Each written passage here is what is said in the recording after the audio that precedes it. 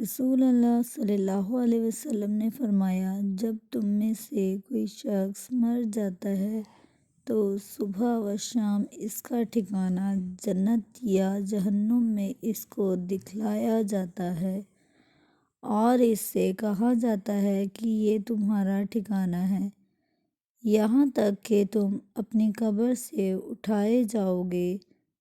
رسول اللہ صلی اللہ علیہ وسلم نے فرمایا کہ دنیا کا زہدیہ نہیں کہ آدمی حلال چیز کو اپنے اوپر حرام کر لے، اور نہ یہ کہ اپنا مال تباہ کر دے۔ زہد اور درویشی یہ ہے کہ آدمی اپنے ہاتھوں میں موجود مال پر بھروسہ کرنے کے بجائے اللہ کے دست قدرت پر بھروسہ کرے، اور دنیا میں کوئی مصیبت آئے تو اس پر یہ سوچ کر خوش ہو کہ دنیا کی مصیبت آخرت میں آنے والی بڑی مصیبت سے بہتر ہے۔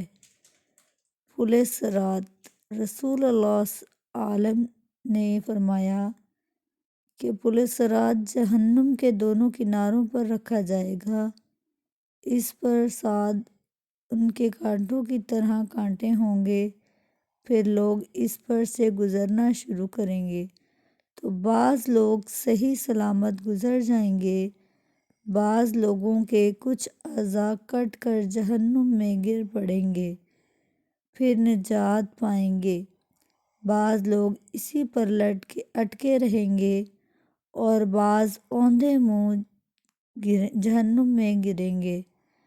رسول صلی اللہ علیہ وسلم نے فرمایا، جو کوئی اللہ اور آخرت کے دن پر ایمان رکھتا ہو وہ اپنے پڑوسی کو تکلیف نہ پہنچائے، جو کوئی اللہ اور آخرت کے دن پر ایمان رکھتا ہو وہ اپنے مہمان کی عزت کرے، اور جو کوئی اللہ اور آخرت کے دن پر ایمان رکھتا ہو وہ اچھی بات زبان سے نکالے ورنہ خاموش رہے۔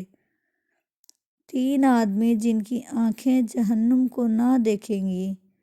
رسول صلی اللہ علیہ وسلم نے فرمایا، 3 شخص ایسے ہوں گے کہ ان کی آنکھیں جہنم کو نہ دیکھیں گی۔ ایک وہ آنکھ جس نے اللہ کے راستے میں پہرا دیا، دوسری وہ آنکھ جو خشیت الہی سے اشک بار ہو گئی، اور تیسری وہ آنکھ جو اللہ کی حرام کردہ چیزوں کو دیکھنے سے رک گئی۔ رسول اللہ صلی اللہ علیہ وسلم نے فرمایا، بد نصیب ہے وہ شخص جو والدین کی خدمت کر کے ان کی دعائیں نہیں لیتا اور لوگوں سے کہتا پھرتا ہے میرے لیے دعا کرنا۔ بد نصیب ہے وہ شخص جو صبح کے وقت سویا رہتا ہے اور لوگوں سے تنگی رزق کا شکوہ کرتا ہے۔ بد نصیب ہے وہ شخص جو نماز عشاء نہیں پڑھتا اور دعاؤں میں پرسکون نیند تلاش کرتا ہے۔ بد نصیب ہے وہ شخص جس نے ماہ رمضان کو پایا اور اپنے رب کو راضی نہ کر سکا۔ حضرت زید بن ثابت سے روایت ہے کہ رسول اللہ صلی اللہ علیہ وسلم نے فرمایا، میں اپنے پیچھے تمہارے درمیان 2 چیزیں چھوڑے جا رہا ہوں۔ نمبر 1، کتاب اللہ، یہ خدا کی وہ رسی ہے جو آسمان سے زمین تک لمبی ہے۔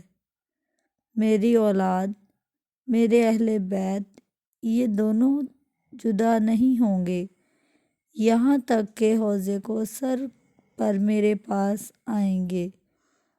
آپ صلی اللہ علیہ وسلم نے یہ بھی فرمایا، جس نے میری ایک حدیث سنی اور دوسروں تک پہنچائی، قیامت کے روز اس کے لیے میری شفاعت واجب ہوگی۔